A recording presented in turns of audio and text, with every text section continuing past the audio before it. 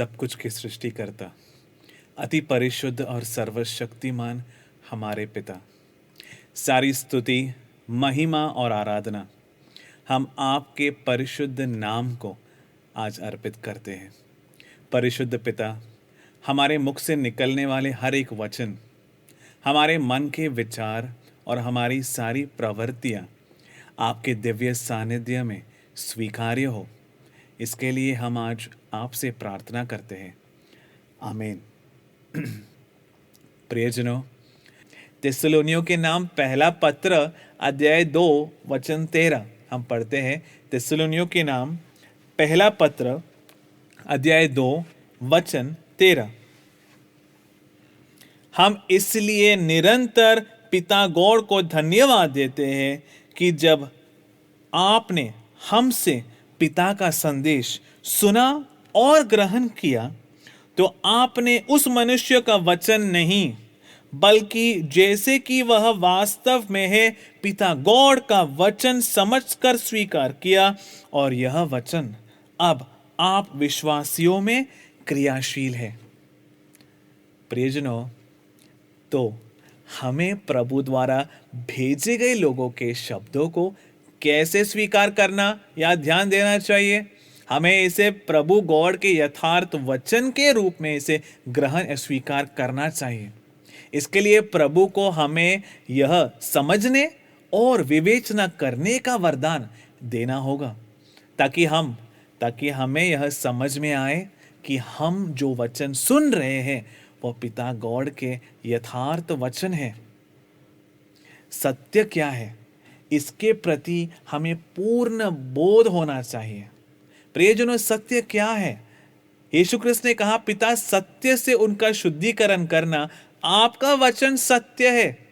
आज इस संसार में प्रियजनों, जिस सत्य को तुम आंखों को बंद करके विश्वास कर सकते हो, वो एकमात्र सत्य आज पिता का वचन है।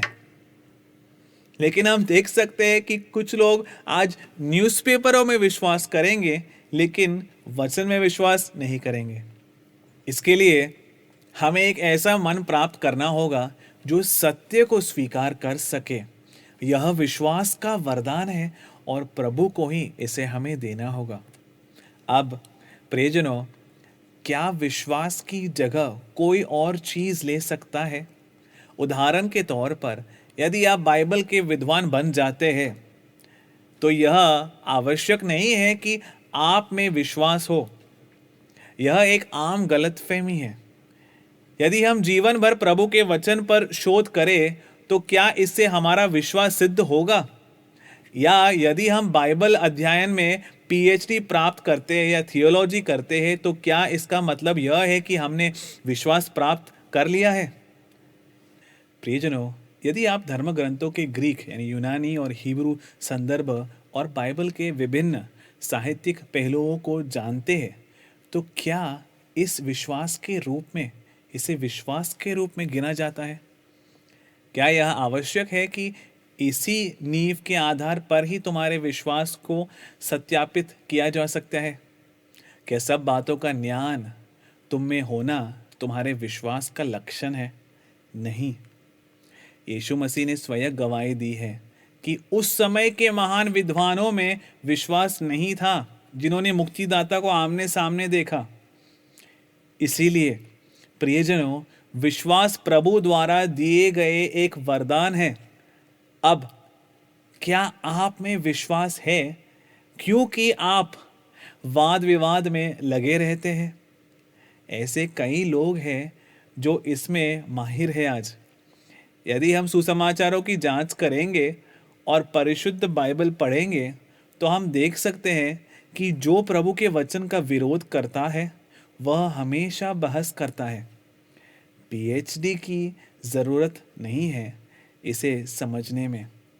जो बहस करता है और विरोध करता है वह वही है जिसने प्रभु के प्रवाचकों को प्रभु के वचन बोलने से रोका है। तो वे बहस क्यों करते हैं?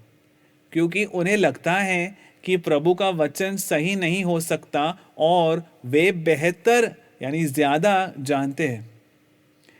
यह शैतान की आत्मा है जो प्रभु द्वारा भेजे हुए लोगों का विरोध करती है जो उस व्यक्ति के अंदर काम कर रही हैं। यदि आप सुसमाचारों की जांच करोगे तो आप इसे देख सकते हैं। हम पढ़ते हैं मार्कुस का सुसमाचार अध्याय 8 वचन 11। मार्कुस का सुसमाचार अध्याय 8 वचन 11। फरीसी आकर यीशु से विवाद करने लगे। यीशु की परीक्षा लेने के उद्देश्य से उन्होंने उनसे स्वर्ग का कोई चिन्ह मांगा। तो यह साबित करता है कि जो लोग बहस करते हैं वे प्रभु की परीक्षा लेते हैं और वे प्रभु से सहमत नहीं हैं। प्रभु ऐसे लोगों से बात नहीं करना चाहते हैं। क्या यीशु मसीह ने कभी उन लोगों को प्रभु का वचन समझाया या सिखाया जो उनकी परीक्षा लेने आए या उनसे बहस करने आते थे? जब शिष्यों ने यीशु से कहा कि उन्होंने जो कहा है उससे फरीसियों को ठेस पहुंची है, तो प्रभु यीशु मसीह ने उनसे कहा, उन्हें अकेले छोड़ दो, वे अंधों के अंध मार्गदर्शक है और दोनों गड्ढे में गिरेंगे। यीशु ने कभी भी उन्हें समझाने या स्पष्ट करने या उनसे बहस करने की कोशिश नहीं की। उन्होंने कहा, जिन्हें समझने का वरदान दिया गया है वे समझे कि मैंने क्या कहा है। मेरे पिता ने उन्हें कान दिए हैं, जिनके कान हो वे सुने। इसीलिए प्रभु का कर्तव्य उन लोगों को शिक्षा देना नहीं है जो उसके वचन पर बहस करते हैं या उसका विरोध करते हैं। प्रियजनों, क्या किसी भी प्रेरित ने कभी बहस की? हम प्रेरितों के चरित्र में देखते हैं कि बहुत से लोगों ने पौलुस से वाद विवाद किया, लेकिन पौलुस ने कभी भी बहस करने की कोशिश नहीं की। वह प्रचार करने गया। जब वह प्रचार करने गए तो प्रभु के वचन का विरोध करने वाले कई विद्वानों ने उनके सामने अपने तर्क प्रस्तुत किए। इसीलिए आप कभी नहीं कह सकते कि पौलुस ने तर्क किया। जिन लोगों ने परिशुद्ध आत्मा का विरोध किया जो पौलुस के माध्यम से बोल रहे थे, वे ही तर्क के साथ आए। हम इसे पौलुस के पत्रों में देख सकते हैं। पौलुस का पत्र तिमोथी के नाम पौलुस का पहला पत्र अध्याय 6 वचन 20 और 21। वचन इस प्रकार कहता है, तिमोथी, जो निधि तुम्हें सौंपी गई है उसे सुरक्षित रखो। हमें क्या सौंपा गया है? पौलुस द्वारा प्रचारित सुसमाचार को। अधार्मिक शब्द आडंबर और मिथ्या ज्ञान के वाद प्रतिवादों से दूर रहो। बुद्धि से उन्मत्त लोगों की व्यर्थ विरोधी बातों का परिशुद्ध आत्मा अशुद्ध बकवास कहते हैं। शैतान आपसे बहस करने आएगा, आप बस इसे बचो और आगे बढ़ो।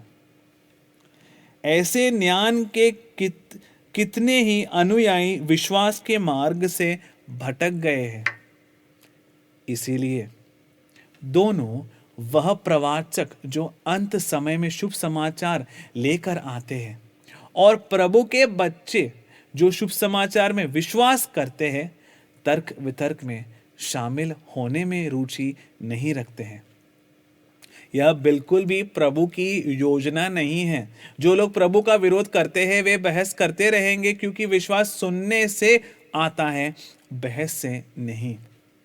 प्रियजनों, यदि प्रभु हमें उनके वचन को पहचानने, वचन के प्रति भय भक्ति महसूस करने और उसे स्वीकार करने का वरदान नहीं देते, तो किसी के लिए भी उस पर विश्वास करना असंभव होगा। इब्रानियों के नाम पत्र अध्याय 11 वचन 1। विश्वास उन बातों का पक्का निश्चय है जिनकी हम आशा करते हैं और उन वस्तुओं के अस्तित्व के विषय में दृढ़ धारणा है जिन्हें हम नहीं देखते। यह एक यकीन है जो पिता गॉड प्रभु द्वारा हमें दिया जाना है। इसीलिए विश्वास को प्रभु द्वारा दिया वरदान कहा जाता है। और यह यकीन आपको कैसे मिलेगा? सुनने से, क्योंकि यह प्रभु का अदृश्य वचन है। इसीलिए प्रभु का वचन गवाही देता है कि विश्वास सुनने से आता है। पुराने समय के धर्मी या नीतिमान लोगों ने क्या किया? अब्राहम ने प्रभु के दूत के शब्दों को प्रभु गॉड के शब्दों के रूप में सुनकर उसे स्वीकार किया और इसीलिए उन्होंने विश्वास किया। जीवित रहते हुए उन्होंने जो भी प्रतिज्ञाएं उन्हें मिली थी उनमें से कोई भी पूरा नहीं हुआ, लेकिन अब्राहम में विश्वास था और वह अब भी उन प्रतिज्ञाओं को के पूरे होते देखने का इंतजार कर रहे हैं। अब्राहम, सभी नीतिमान लोगों, प्रभु के प्रवाचकों और प्रेरितों ने यही किया। सुनने पर उनमें विश्वास उत्पन्न हुआ और यह एक वरदान है जिसे केवल प्रभु की आवाज ही, उनके स्वर ही हमारे अंदर जगा सकती है। वह पिता ही है जो हमारे अंदर इस एहसास को जन्म देते हैं कि सत्य ही सत्य है। हमें यह प्राप्त होता है जब प्रभु की वाणी प्रभु की आत्मा के द्वारा उन लोगों के माध्यम से बात करते हैं जो पिता गॉड द्वारा, प्रभु गॉड द्वारा भेजे गए हैं। हम विश्वासी कैसे बने? हमारे पूर्वजों ने वही सुना जो प्रेरितों ने सुनाया, या जो प्रेरितों का अनुगमन करने वालों ने सुनाया था और उन्होंने विश्वास किया। और क्योंकि हम ऐसे परिवार में पैदा हुए थे, हम में से कई लोग खुद को विश्वासी मानते हैं। प्रियजनों, अब यदि हमने जो सुना है उसमें कोई परिवर्तन होता है तो हमारा विश्वास भी बदल जाएगा, और यदि जो सुना है उसमें कोई परिवर्तन नहीं होता तो विश्वास में भी कोई परिवर्तन नहीं होगा। इसीलिए हमें सुनी हुई बातों पर सावधानी से जांच करना चाहिए और हमें यह पहचानना चाहिए कि यह प्रभु का सच्चा वचन है या नहीं। क्या हमारे पूर्वजों ने किसी भी प्रकार के प्रमाण या सबूत देखकर विश्वास किया था? यह प्रमाणित किया गया है कि जिन लोगों ने यीशु मसीह को चमत्कार करते देखा उन्होंने भी विश्वास नहीं किया ना। लेकिन 3000 यहूदियों ने जो पेंतकोस्त का उत्सव मनाने के लिए यरूशलेम के मंदिर में दुनिया के अलग अलग प्रदेशों से इकट्ठे हुए थे, उन्होंने पतरस का प्रचार सुना और पश्चाताप किया। हम पढ़ते हैं इसे प्रेरित चरित अध्याय 2 वचन 36 से 41 में। प्रेरित चरित अध्याय 2 वचन 36 से 41। इज़राइल का सारा घराना यह निश्चित रूप से जान ले कि जिन्हें आप लोगों ने क्रूस पर चढ़ाया, जिन यीशु को आप लोगों ने क्रूस पर चढ़ाया, पिता गॉड ने उन्हीं यीशु को प्रभु और मसीहा दोनों बनाकर जिलाया। यहां पतरस खुले तौर पर उस समय के यहूदी पुरोहितों और अधिकारियों की निंदा कर रहे हैं, उन्हें दोषी ठहराते हैं क्योंकि उन्होंने ही यीशु मसीह को क्रूस पर चढ़ाने के लिए रोमन अधिकारियों को सौंपा था। यह सुनकर जो लोग इकट्ठे हुए थे वे द्रवित हो गए, उनके हृदय को वह छू गया, उन्हें दुख हुआ और वह पश्चाताप करने लगे और वहां एक ही दिन में 3000 लोग विश्वासी बन गए। उन्हें कब दुख हुआ? जब उन्होंने सुना। क्या उन्हें कोई अन्य सबूत प्रस्तुत किया गया था उस समय? दुनिया भर से जो यहूदी वहां इकट्ठे हुए थे उनमें से किसी ने भी यीशु मसीह को नहीं देखा था या उनके द्वारा किए गए चमत्कारों को नहीं देखा था। उन्होंने जो कुछ सुना वह प्रभु के परिशुद्ध आत्मा की स्वर, प्रभु के परिशुद्ध आत्मा की आवाज थी जो पतरस के माध्यम से सुनाया गया था। उन्होंने सुना और उसमें विश्वास किया और पश्चाताप किया। प्रियजनों, वचन में इस प्रकार लिखा है, हमें क्या करना चाहिए? पतरस ने उन्हें यह उत्तर दिया, आप लोग पश्चाताप करें। आप लोगों में से प्रत्येक व्यक्ति अपने अपने पापों की क्षमा के लिए यीशु मसीह के नाम से बपतिस्मा ले। इस प्रकार आप पवित्र आत्मा का वरदान प्राप्त करेंगे, क्योंकि वह प्रतिज्ञा आपके तथा आपकी संतान के लिए है और उन सब के लिए जो अभी दूर है और जिन्हें हमारे प्रभु पिता द्वारा अपने पास बुला रहे हैं। पतरस ने और बहुत सी बातों द्वारा साक्षी दी और यह कहते हुए उनसे अनुरोध किया कि आप लोग अपने को इस विधर्मी पीढ़ी से बचाए रखें। जिन्होंने पतरस की बातों को ग्रहण किया उन्होंने बपतिस्मा लिया। उस दिन लगभग 3,000 लोग शिष्यों में सम्मिलित हो गए। वे प्रेरितों की शिक्षा, सत्संग, रोटी तोड़ने एवं प्रार्थना में दत्शित रहने लगे। इसे ही कहा जाता है विश्वास, जो सुनने से उत्पन्न होता है। प्रियजनों, उनमें से किसी ने भी न कोई सबूत मांगा, न यीशु मसीह और उनके चमत्कारों को देखने का चिन्ह मांगा, न वही यीशु जिनका स्वर्गारोहण हुआ उनको सबूत दिखाने को कहा। आज हठधर्मी लोग और अधिकारी जो प्रभु के शुभ समाचार को सुनते हैं, वे प्रभु को व्यक्तिगत रूप से देखने की मांग करते हैं। और इससे साफ पता चलता है कि आज के अधिकारी या तथाकथित विश्वासी यह भी नहीं पहचान पाए हैं कि सुनने से विश्वास होने वाला यह विश्वास क्या है। उन दिनों में जब यीशु मसीह ने चमत्कार किए थे तो किसी ने भी उन पर विश्वास नहीं किया था उन चमत्कारों को देखकर। इसका कारण यह नहीं है कि उन्होंने चमत्कार नहीं किए, परंतु उन्होंने उसके चमत्कारों को देखकर भी उस पर विश्वास नहीं किया उस समय के लोगों ने। हम पढ़ते एक वचन यूहन्ना का सुसमाचार अध्याय 12 वचन 37। यूहन्ना का सुसमाचार अध्याय 12 वचन 37। यद्यपि यीशु ने उनके सामने इतने आश्चर्यपूर्ण चिन्ह दिखाए थे तो भी उन्होंने यीशु में विश्वास नहीं किया। यह अनिवार्य था कि नबी यशायाह का यह कथन पूरा हो जाए। इस प्रकार प्रभु का वचन गवाही देता है कि आज के ये यहूदी लोग जो शुभ समाचार सुनते हैं वे विश्वास नहीं करेंगे, भले ही प्रभु का पुत्र वास्तव में आकर उनसे बात करे। इसलिए प्रभु ऐसे कोई चिन्ह नहीं दिखाने वाले हैं। यह विश्वास हमें अंत समय में ही संपूर्ण रूप से मिलता है। ऐसी कई बातें हैं जो अंत समय में प्रकट होगी और उसके लिए उसका प्रचार अंत में ही किया जाना होगा।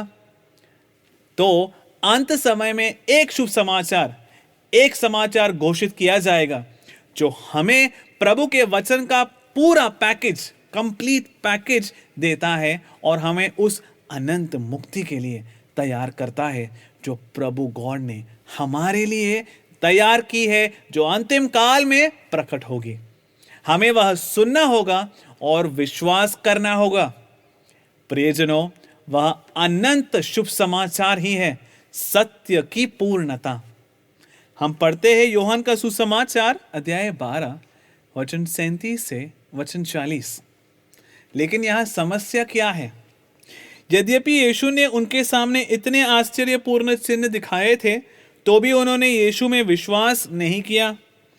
यह अनिवार्य था कि नबी यशायाह का यह कथन पूरा हो जाए। प्रवाचक यशायाह की जो भविष्यवाणी आप आज सुनते हैं वह 2000 साल पहले एक प्रतिरूप, प्रीकर्सर, एक सैंपल के तौर पर ही दी गई थी। यदि आप उन जगहों की जांच करोगे जहां यह भविष्यवाणी लिखी गई है तो आप देख सकते हैं कि यह भविष्यवाणी अंत समय में अपनी पूर्णता प्राप्त करती है, क्योंकि यह प्रवाचक यशायाह ही है जो अंत में इस शुभ समाचार के साथ आते हैं। प्रभु, यशायाह नबी कहते हैं, प्रभु किसने हमारे संदेश पर विश्वास किया? किस पर प्रभु का बाहुबल प्रकट हुआ? वे इस कारण विश्वास नहीं कर सके क्योंकि यशायाह ने यह भी कहा है, प्रभु ने, पिता गॉड ने उनकी आंखों को अंधा कर दिया और उनकी बुद्धि कुंठित कर दी है। पिता गॉड, प्रभु ने कहा, कहीं ऐसा ना हो कि वे आंखों से देखे, बुद्धि से समझे और मेरी ओर लौट आए और मैं उन्हें स्वस्थ कर दूं।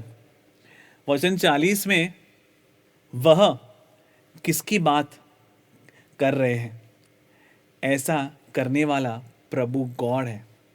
तो फिर जिनकी आंखें अंधी बना दी गई है, हृदय कठोर हो गए हैं और कान बंद हो गए हैं, वे कैसे सुनेंगे और विश्वास करेंगे? प्रियजनों, वर्ष 2005 से प्रवाचक यशाया, जिन्हें प्रभु गॉड ने अंतिम समय में अनंत जीवन के शुभ समाचार के साथ भेजा, उन्होंने इस शुभ समाचार का प्रचार किया है ताकि हम अनंत जीवन पाने के लिए इसे सुन सके, विश्वास कर सके और इसका पालन कर सके। वही प्रवाचक यशाया वह है जो शुभ समाचार लेकर हमारे बीच आए, जिन्हें दुनिया जोसेफ पुन्नार नाम से जानती है। वह सर्वोच्च, सर्वोन्नत, सर्वशक्तिमान गॉड के प्रवाचक कहलाते हैं।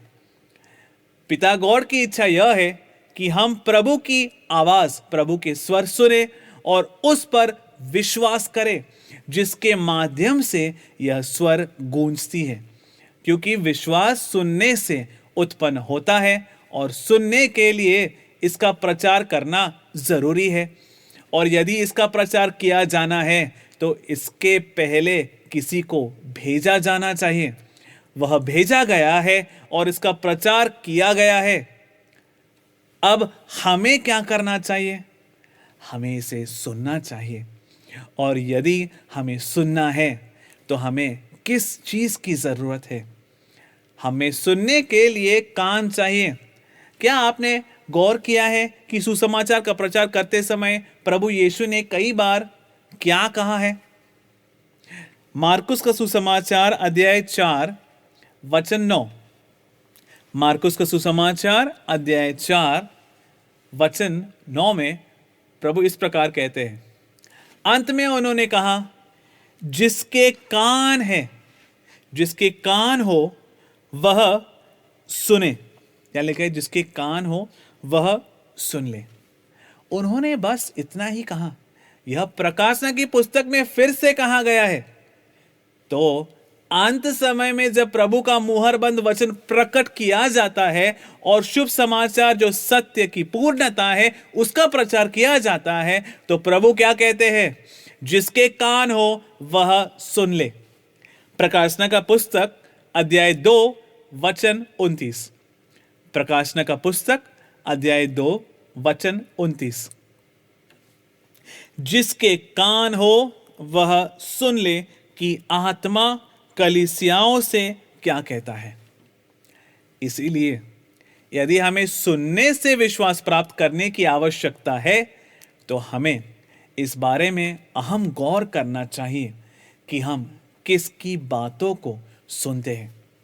हमें उसकी बात सुननी चाहिए जिसे प्रभु गॉड ने अपनी सच्ची शिक्षा देकर भेजी है, और जिसे प्रभु ने अंत समय में भेजा है उसे पहचानना चाहिए। आपको परिशुद्ध बाइबल में भेजे हुए व्यक्ति के बारे में प्रभु द्वारा दी गई गवाही को खोजना और जांचना चाहिए, और जांचना चाहिए कि क्या वह पूरी हुई है कि नहीं। और फिर आपको उसकी बात सुननी होगी और उस पर विश्वास करना होगा। परंतु यदि प्रभु ने तुम्हें कान न दिए हो तो तुम सुन नहीं पाओगे। लूकस का सुसमाचार अध्याय 8 वचन 18। यह प्रभु के पुत्र की एक चेतावनी है। तो इसके संबंध में सावधान रहो। तुम किस तरह सुनते हो, क्योंकि जिसके पास है उसको और दिया जाएगा, और जिसके पास कुछ नहीं है उससे वह भी ले लिया जाएगा जिसे वह अपना समझता है। जिस प्रकार प्रभु चाहते हैं उसी प्रकार तुम्हें इसे सुनना चाहिए, और सुनने के लिए प्रभु को तुम्हें कान देना होगा। क्या कान, यह कान क्या है? यह परिशुद्ध बाइबल में एक बहुत विस्तृत विषय है। हम इसकी जांच बाद में कर सकते हैं क्योंकि यह बहुत बड़ा विषय है।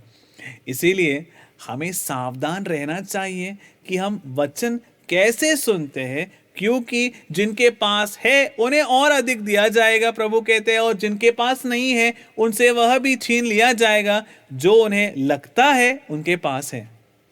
उनके पास पहले से ही कुछ नहीं है। वे केवल यह सोचते हैं कि यह उनके पास है। ऐसी धारणा रखने वाले बहुत लोग हैं। केवल जब प्रभु के प्रवाचक ने प्रभु के वचन के माध्यम से दिव्य रहस्य को प्रकट करने शुरू किया कि प्रभु के बच्चों को एहसास हुआ कि वे कुछ भी नहीं जानते हैं। वास्तव में शुभ समाचार के दूत प्रवाचक यशाया, जोसेफ पुन्नार वही है जिन्होंने प्रभु के बच्चों को प्रभु का सत्य वचन पढ़ना सिखाया। इसीलिए जब दिव्य रहस्य एक एक करके प्रकट हुए तो प्रभु के बच्चों को एहसास हुआ कि वे कुछ भी नहीं जानते हैं, और पतरस के साथ कबूल कर लिया, प्रभु हम कहाँ जाएं? अनंत जीवन के वचन आपके साथ हैं। हम आत्मा में दरिद्र हैं, कृपया हमें अनंत जीवन की रोटी दीजिए। प्रियजनों, तो आज मनुष्य प्रभु के बारे में या प्रभु के वचन के बारे में क्या जानता है? उसने विभिन्न दर्शनों, विभिन्न प्रकार के साहित्य, इतिहास और संस्कृति का अध्ययन करके कुछ सांसारिक ज्ञान प्राप्त या एकत्र किया है, लेकिन वह प्रभु के वचन का सारांश नहीं है। वे दिव्य रहस्य नहीं है। ऐसी बहुत सी बातें हैं जो हम नहीं जानते हैं। हम प्रभु गॉड या सर्वोन्नत प्रभु गॉड के पुत्र यीशु मसीह के बारे में क्या जानते हैं? इस धरती पर आने से पहले जब वह अपने स्वर्गीय पिता के साथ थे, उन्होंने क्या किया, हम इस बारे में क्या जानते हैं? हम उन कार्यों के बारे में क्या जानते हैं जो उन्होंने इस पृथ्वी पर रहते समय उस समय किए थे? हम उन चीजों के बारे में क्या जानते हैं जो वह पिछले 2000 वर्षों से आज तक कर रहे हैं? हम उन चीजों के बारे में क्या जानते हैं जो वह अपने दूसरे आगमन में करेंगे? हम परिशुद्ध आत्मा के बारे में क्या जानते हैं? हम परिशुद्ध माँ के कार्यों के बारे में क्या जानते हैं? आज भी हमारे सामने कितने दिव्य रहस्य छुपे हुए हैं, और फिर भी इस सारे सांसारिक ज्ञान से पागल हो चुका मनुष्य क्या कहता है, हम सब कुछ जानते हैं। ऐसा कुछ भी नहीं है जो हम नहीं जानते। इसलिए हमें निकट आकर ध्यान पूर्वक सुनना चाहिए। इस प्रभु वचन को पढ़ते हैं। योहान का सुसमाचार अध्याय 6 वचन 37। योहान अध्याय 6 वचन 37 में लिखा है, पिता जिन्हें मुझको सौंप देता है वे सब मेरे पास आएंगे, और जो मेरे पास आता है मैं उसे कभी बाहर नहीं निकालूंगा। तो हमें कहाँ आकर सुनना चाहिए? हमें उनके करीब, उनके पास आना चाहिए। इसीलिए हमें पहचानना चाहिए कि प्रभु के पुत्र की आत्मा कहाँ है, और फिर हमें वहाँ जाकर उनकी बात सुननी चाहिए। और यदि हमें उनके पास जाना है तो उन्होंने यह भी कहा है कि मेरे पिता के आकर्षित किए बिना कोई मेरे पास नहीं आ सकता। तो पिता किसे आकर्षित करते हैं? उन सब को जिसे पिता ने उन्हें दिया है। तो उन्होंने यह नहीं कहा है कि सभी लोग उनके पास आएंगे। यीशु मसीह ने कहा कि मेरे भेड़ मेरी आवाज़ सुनेगी। इसलिए उनकी भेड़ें बहस नहीं करेगी, यह प्रतिवाद पर विवाद नहीं करेगी। वे अपने चरवाहे की आवाज़ पहचानेंगे और उसे पूरे दिल से, अपने पूरे हृदय से उसे सुनेंगे। इस प्रकार प्रभु का वचन गवाही देता है कि जो कोई प्रभु के पुत्र की आवाज़ सुनकर विवाद करता है वह उसकी भेड़ नहीं है। इसीलिए हमें प्रभु के पुत्र के निकट आना चाहिए और उनकी बात बहुत ध्यान से सुननी चाहिए। मत्ती का सुसमाचार अध्याय 13 वचन 13 और 14। मत्ती का सुसमाचार अध्याय 13 वचन 13 और 14। मैं उन्हें दृष्टांतों में शिक्षा देता हूँ, क्योंकि वे देखते हुए भी नहीं देखते और सुनते हुए भी न तो सुनते और न समझते हैं। उनके विषय में नबी यशायाह की यह नबूवत पूरी होती है, तुम सुनोगे अवश्य परंतु नहीं समझोगे, तुम देखोगे अवश्य परंतु तुम्हें सूझ नहीं पड़ेगा। हाँ, वे सुन रहे हैं। दुनिया भर में कई जगहों पर शुभ समाचार का प्रचार किया गया है। यहाँ बहुत से लोगों ने इसे सुना है और उनके पास इसकी सीढ़ी भी है, लेकिन वे नहीं समझेंगे। आज अपने चारों ओर प्रभु के कार्य अवश्य देखेंगे, लेकिन उसका अर्थ नहीं समझेंगे या नहीं समझ पाएंगे कि यह प्रभु का कार्य है। यह इन समयों में, अंत समयों में सबसे अधिक पूर्ण होता है, क्योंकि इन लोगों की बुद्धि मारी गई है। ये कानों से ऊंचे ऊंचा सुनने लगे, इन्होंने अपनी आंखें बंद कर ली है, जिससे कहीं ऐसा ना हो कि ये आंखों से देखे, कानों से सुने, बुद्धि से समझे और मेरी ओर लौट आए और मैं इन्हें स्वस्थ कर दूं। परंतु धन्य है तुम्हारी आंखें, क्योंकि वे देखती हैं, और धन्य है तुम्हारे कान, क्योंकि वे सुनते हैं। मैं तुम लोगों से सच कहता हूं, तुम जो बातें देख रहे हो उन्हें कितने ही नबी और धर्मकर्ता देखना चाहते थे, परंतु उन्होंने उन्हें नहीं देखा, और तुम जो बातें सुन रहे हो वे उन्हें सुनना चाहते थे, परंतु उन्होंने उन्हें नहीं सुना।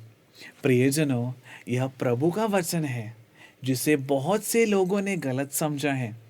वे नहीं समझते किसके कानों और आंखों को अनुग्रहित किया गया है। बाइबल में उन चीज़ों के बारे में कई भविष्यवाणियां की गई हैं जिन्हें हमें अपनी नग्न नैनों से, नग्न आंखों से देखना चाहिए और अपने कानों से सुनना चाहिए। प्रभु गॉड की स्वर, प्रभु गॉड की आवाज़ के बारे में, प्रभु के प्रिय पुत्र की आवाज़ के बारे में और प्रभु के पुत्र की आवाज़ के बारे में। प्रियजनों, अनुग्रहित है वे आंखें जो देख सकती है और वे कान जो ये सब बातें सुनते हैं। ये कई प्रचारकों द्वारा की गई सार्वजनिक घोषणाएं नहीं है जो हमें झूठा आश्वासन देते हैं हमारे कान और आंखें धन्य है। इन कानों को अनुग्रहित नहीं कहलाया जाता। हम प्रभु के वचन को अच्छे से जांच करें, पता लगा सकते हैं कि किसके कान अनुग्रहित कहे गए हैं। तो जो इसे पूरी तरह से सुनते हैं, विश्वास करते हैं और जो सुनना चाहिए उसे स्वीकार करके फल उत्पन्न करते हैं, वे कान अनुग्रहित कहलाते हैं। आज कई लोग दावा करते हैं कि उनके कान हैं, लेकिन वास्तव में उनके कान नहीं होते। आप उसे कैसे पहचान सकते हैं? एक पेड़ की पहचान उसके फल से होती है। प्रियजनों, जिन्हें कान दिए गए हैं वे प्रभु के वचन को वैसे ही सुन सकेंगे जैसे सुनना चाहिए, समझ सकेंगे जैसे समझना चाहिए और दिव्य रहस्यों को जान सकेंगे जैसे कि जानना चाहिए। वे प्रभु के राज्य के रहस्यों को प्राप्त करने और 100 गुना फल देने में सफल रहेंगे। क्या प्रभु ने यही नहीं कहा है? जो बीज गिरे हैं उपजाऊ धरती पर, उस दृष्टांत के बारे में, वह कौन है? वह वो लोग हैं जिन्होंने प्रभु के सत्य वचन को अपने निष्कलंक और विशुद्ध हृदय में ध्यान पूर्वक ग्रहण किया है और ध्यान पूर्वक 100 गुना फल प्रभु राज्य के लिए उत्पन्न किया है।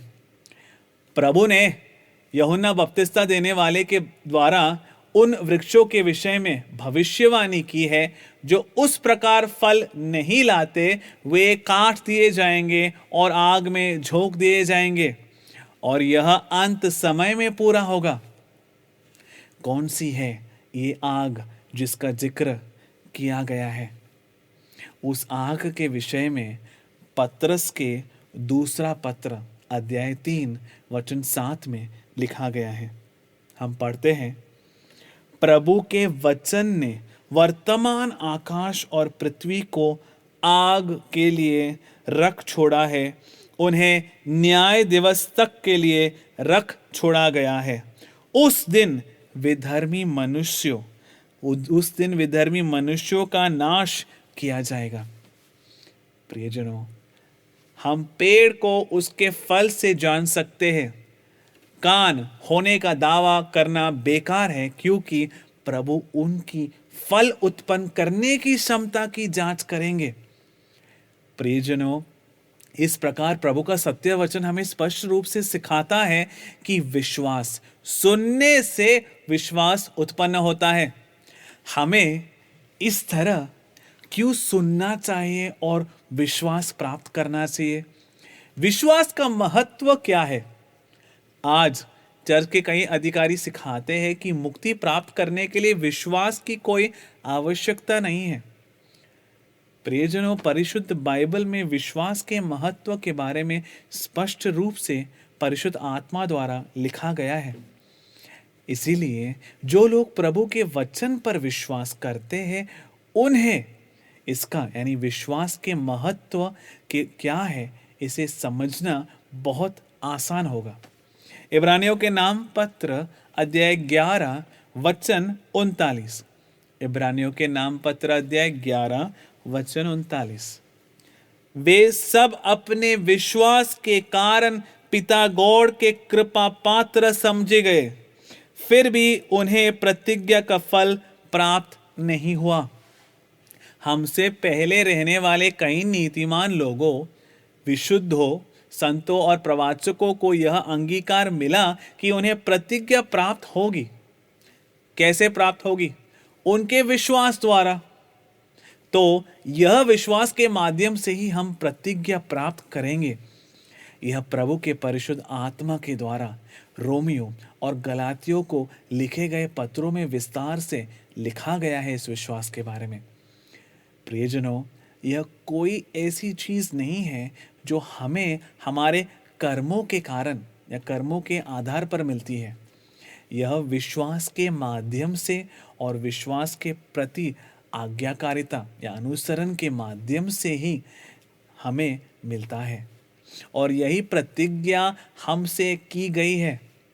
आज बहुत से विश्वासियों को यह भी नहीं पता कि वह प्रतिज्ञा, प्रॉमिस क्या है जो हमसे की गई है। प्रभु ने अब्राहम को जो प्रतिज्ञा दी थी, वह अब तक पूरा नहीं हुआ है, वह अंत समय में पूरा होगी, उनके दूसरे आगमन में। वचन पढ़ते हैं हम इब्रानियों के नाम पत्र अध्याय 11 वचन 5 और 6। इब्रानियों के नाम पत्र अध्याय 11 वचन 5 और 6। विश्वास के कारण हेनोक ले लिया गया ताकि उसे मृत्यु का अनुभव न हो। वह फिर नहीं दिखाई पड़ा, क्योंकि पिता गॉड ने हेनोक को उठा लिया था। धर्म ग्रंथ उसके विषय में, हेनोक के विषय में कहता है कि उठाए जाने से पहले उसने पिता गॉड को प्रसन्न किया था, और विश्वास के बिना पिता को प्रसन्न करना असंभव है। अतः जो पिता के निकट पहुंचना चाहता है, उसे विश्वास करना आवश्यक है कि पिता गॉड है, और वह उन लोगों को प्रतिफल देता है जो उसकी खोज में लगे रहते हैं। इस प्रकार यदि हमें प्रभु को प्रसन्न करना है या उनके कृपा पात्र बनना है, तो बाइबल में लिखा है कि हमें विश्वास और विशुद्धि रखनी चाहिए। इसीलिए विश्वास के बिना पिता को, प्रभु को प्रसन्न करना असंभव है। और परिशुद्ध बाइबल गवाही देती है कि जो कुछ भी विश्वास से पैदा नहीं होता, वो पाप से उत्पन्न होता है। प्रियजनों, विश्वास के द्वारा हमें भी अपने सभी पापों का नीतिकरण मिलता है। हम पढ़ते हैं गलातियों के नाम पत्र अध्याय 2 वचन 16। गलातियों के नाम पत्र अध्याय 2 वचन 16। फिर भी हम जानते हैं कि मनुष्य व्यवस्था के कर्मकांड द्वारा नहीं, बल्कि यीशु मसीह में विश्वास करने से नीतिमान या धार्मिक ठहरता है। इसीलिए हमने यीशु मसीह में विश्वास किया है, जिससे हम व्यवस्था के कर्मकांड द्वारा नहीं, बल्कि मसीहा में विश्वास करने से धार्मिक या नीतिमान ठहराए जाएं। क्योंकि व्यवस्था के कर्मकांड द्वारा कोई भी मनुष्य पिता गॉड की दृष्टि में नीतिमान या धार्मिक नहीं ठहरेगा। प्रियजनों, इसीलिए केवल अगर हमें अपने पापों का नीतिकरण मिलता है तो ही हम प्रभु के क्रोध से बच सकते हैं और वह मुक्ति प्राप्त कर सकते हैं जो प्रभु ने हमारे लिए तैयार किया है, जो अंतिम काल में प्रकट किया जाएगा। और यदि हमें इस प्रकार नीतिकरण मिलना है तो हमारे अंदर विश्वास होना चाहिए। हम पढ़ते हैं एफिसियों के नाम पत्र अध्याय 2 वचन 8 और 9। एफिसियों के नाम पत्र अध्याय 2 वचन 8 और 9। पिता की कृपा ने, प्रभु गॉड की कृपा ने विश्वास द्वारा आप लोगों का उद्धार किया है। यह आपके किसी पुण्य का फल नहीं है, यह तो पिता गॉड का वरदान है। यह आपके किसी कर्म का पुरस्कार नहीं है और इसीलिए इसका श्रेय कोई भी नहीं ले सकता। प्रभु ने इसे बहुत स्पष्ट रूप से लिखा है। तो 2000 साल पहले मुक्ति का पहला फल जो प्रभु के पुत्र ने हमें दिया था और मुक्ति का पूर्ण फल जो हमें उनके दूसरे आगमन में प्राप्त करेंगे, वह विश्वास के माध्यम से अनुग्रह द्वारा प्राप्त किया जाना है। प्रियजनों, आज कई चर्च अधिकारी सिखाते हैं कि ऐसा नहीं है और विश्वास करना जरूरी नहीं है। आपको बस एक अच्छा जीवन जीना चाहिए और पुण्य अच्छे कर्म करना चाहिए। वे ऐसे इसलिए कहते हैं क्योंकि उनकी सांसारिक दृष्टिकोण ने उन्हें अंधा बना दिया है। परिशुद्ध बाइबल में प्रभु के वचन के अनुसार हमें पाप, मृत्यु और बुढ़ापे के बंधन से मुक्त करने के लिए एक मुक्तिदाता की जरूरत, आवश्यकता है। इसीलिए प्रभु के बच्चों को इन बंधनों से मुक्त होने के लिए विलाप करने और प्रार्थना करने की आवश्यकता है। और जो हमें इन बंधनों से मुक्त करता है वह प्रभु का प्रिय पुत्र यीशु मसीह है। उन्होंने अपने पहले आगमन में हमें पाप, बुढ़ापे और मृत्यु से मुक्त नहीं किया था, हालांकि वह अपने दूसरे आगमन में ऐसा करेंगे। इसीलिए हमें विश्वास के माध्यम से यह मुक्ति मिलती है। यह विश्वास हमें अपने किसी कर्म के आधार पर या नियम के आधार पर नहीं मिलेगा। प्रियजनों, तो फिर लोग यह क्यों कहते हैं कि यदि तुम अच्छे कर्म करके अच्छा जीवन जियोगे तो तुम्हें मुक्ति मिलेगी? क्योंकि वे नहीं जानते कि मुक्ति क्या है और न ही वे यह जानते हैं कि प्रभु गॉड कौन है या प्रभु का पुत्र कौन है, और न ही वे यह जानते हैं कि प्रभु के सत्य वचन का अर्थ क्या है। यही हकीकत है और यही कारण है कि वे ऐसी विकृत शिक्षाएं उत्पन्न करते हैं। हम पढ़ते हैं मार्कुस का सुसमाचार अध्याय 16 वचन 15 और 16। मार्कुस का सुसमाचार अध्याय 16 वचन 15 और 16। तब यीशु ने उनसे कहा, संसार के कोने कोने में जाओ और प्रत्येक प्राणी को शुभ समाचार सुनाओ। इसलिए यह धर्म ग्रंथ केवल उस सुसमाचार के बारे में नहीं है जिसका प्रचार प्रभु के पुत्र यीशु मसीह ने 2000 साल पहले किया था, बल्कि इस अनंत शाश्वत शुभ समाचार के पूरे होने के बारे में भी था। वह शुभ समाचार जो उस दूत के द्वारा प्रचारित किया गया था, जिसे प्रभु ने अपने दूसरे आगमन में भेजा था। हमें यही विश्वास करना है। प्रियजनों, जो विश्वास करेगा और बपतिस्मा ग्रहण करेगा वह बचाया जाएगा, जो विश्वास नहीं करेगा वह दोषी ठहराया जाएगा। तो जो लोग उपदेश देते हैं और सिखाते हैं कि विश्वास करना आवश्यक नहीं है, उन्होंने प्रभु का यह वचन नहीं पढ़ा होगा और इस पर विश्वास नहीं किया होगा। ऐसे अनेक धर्म ग्रंथ के वचन हैं। हम पढ़ते हैं थिस्सलुनीयों के नाम दूसरा पत्र अध्याय 1 वचन 6 से 10। थिस्सलुनीयों के नाम दूसरा पत्र अध्याय 1 वचन 6 से 10। प्रभु गॉड की दृष्टि में यह सर्वथा न्याय संगत है कि वह उन लोगों को कष्ट दे जो आपको कष्ट दे रहे हैं, और आपको जो कष्ट सह रहे हैं, और हमको उस समय विश्वास दे जब प्रभु यीशु प्रकट होंगे और अपनी शक्तिशाली दूतों के साथ प्रज्वलित अग्नि में आकाश से उतरेंगे।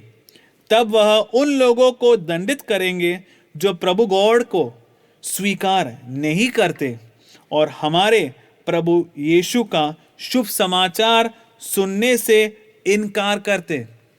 इस प्रकार वह आज्ञाकारियों से प्रतिशोध लेंगे। इसलिए हमें यीशु मसीह के शुभ समाचार का पालन करने के लिए ध्यान से सुनना, समझना और विश्वास करना चाहिए। यदि हम इसे सुने और उस पर विश्वास करें, केवल तभी हम इसका पालन कर सकते हैं। जो लोग प्रभु के पुत्र के दूसरे आगमन के शुभ समाचार को नहीं सुनते और उस पर विश्वास नहीं करते, वे इसका पालन कैसे कर सकते हैं? ऐसा लिखा गया है कि ऐसे लोगों पर प्रभु का क्रोध गिरेगा जब वे अपने दूसरे आगमन में प्रकट होंगे। ऐसे लोगों को प्रभु के सानिध्य और उनके तेजोमय सामर्थ्य से पृथक होकर अनंत विनाश का दंड मिलेगा। यह उस दिन होगा जब प्रभु अपने विशुद्ध दूतों के साथ अपने महिमा सहित आएंगे। प्रियजनों, ये प्रभु के वचन हैं और उन सब में आश्चर्य का कारण बनने आएंगे जिन्होंने विश्वास किया है, और विश्वास का विषय तो वह साक्षी है जो हमने आपको दी है। यह बहुत स्पष्ट रूप से लिखा गया है। तो क्यों प्रभु ने हमें इस अंत समय में प्रवाचक यशाया जोसेफ पुन्नार के माध्यम से हमें यह शुभ समाचार दी है? उसने प्रभु के राज्य के रहस्यों को क्यों प्रकट किया? ताकि हम सुने, विश्वास करें और इसे स्वीकार करें। रोमियो के नाम पत्र अध्याय 16 वचन 26। रोमियो के नाम पत्र अध्याय 16 वचन 26। परंतु अब प्रकाशित हो गया है, परंतु अब प्रकाशित हो गया है, यह नबियों के ग्रंथों द्वारा शाश्वत पिता गॉड के आदेश अनुसार सब जातियों में उद्घोषित किया गया है, जिससे वे विश्वास की अधीनता स्वीकार करें। कैसे स्वीकार करें? शुभ समाचार के माध्यम से। अगर आप जानना चाहते हैं कि क्या इसे प्रकट किया गया है, तो आपको इसे सुनना चाहिए, और इसे सुनने के लिए आपके पास कान होने चाहिए। इसे समझने की बुद्धि भी आपके पास होनी चाहिए। आपको पास आकर ध्यान से सुनना चाहिए, तभी आप इसे समझ पाएंगे। तो प्रियजनों, केवल एक ही शुभ समाचार है। इस अंत समय में प्रभु के प्रिय पुत्र के दूसरे आगमन की घोषणा ही शुभ समाचार है। अब तक छुपे गए दिव्य रहस्यों का प्रकट होना ही शुभ समाचार है। सर्वोन्नत प्रभु गॉड के सबसे परिशुद्ध नाम का प्रकट होना शुभ समाचार है। प्रभु के प्रिय पुत्र, परिशुद्ध आत्मा, परिशुद्ध मां का शाश्वत नाम प्रकट करना ही शुभ समाचार है। प्रभु की योजना को प्रकट करना शुभ समाचार है। प्रभु के कृपा के वर्ष का प्रकट करना शुभ समाचार है। प्रभु के उस क्रोध का प्रकटीकरण जो इस संसार पर आ गिरने वाला है, वह शुभ समाचार है। उस अनमोल जन्म सिद्ध अधिकार, जो विरासत जो प्रभु ने अपने बच्चों के लिए रखा है, वह शुभ समाचार है। स्वयं प्रभु गॉड का प्रकट होना शुभ समाचार है। यह केवल एक ही है और केवल एक ही है जिसे शुभ समाचार का प्रचार करने के लिए भेजा गया है, शुभ समाचार के दूत प्रवाचक यशाया। और केवल एक ही समुदाय है जो इस बात का प्रचार करता है और इस पर विश्वास करता है। और प्रभु का वचन गवाही देता है कि उनके पुत्र ऐसे समुदाय में प्रकट होंगे। और इसीलिए प्रवाचक यशायाह ने चेतावनी दी है कि शैतान जो इन सत्यों को पहचानता है वह कई झूठ भविष्यवक्ताओं यानी प्रवाचकों को दूत के रूप में भेजेगा। प्रवाचक यशायाह ने भविष्यवाणी की है कि कई लोग इस शुभ समाचार को सुनेंगे और चुरा लेंगे और अपनी जरूरतों के अनुरूप और अपने ब्रांड मूल्य को बढ़ाने के लिए इसे विकृत और हेर फेर करके प्रचारित करेंगे। प्रियजनों, प्रभु ने अब हमें अपने दूत प्रवाचक यशायाह जोसेफ पुन्नार के माध्यम से अनंत जीवन के इस शुभ समाचार को सुनने और उस पर विश्वास करने का मौका दिया है। और यह सुनने के माध्यम से ही कि हमारे विश्वास दृढ़ और मजबूत हो जाता है और इस विश्वास के द्वारा ही हमें अनंत जीवन का अनमोल विरासत मिलता है जिसकी प्रतिज्ञा प्रभु के पुत्र ने हमसे किया था। मैं प्रार्थना करता हूं कि प्रभु अपने करुणा और कृपा बरसा के प्रत्येक बच्चों को यह शुभ समाचार सुनने, उस पर विश्वास करने और इस तरह प्रभु द्वारा प्रदत्त इस शाश्वत अनंत मुक्ति के विरासत को हासिल करें जिसे सर्वोन्नत गॉड देते हैं। सारी महिमा, सारा बहुमान, सारी आराधना प्रभु के सबसे परिशुद्ध नाम को हो, अब और हमेशा के लिए। आमीन।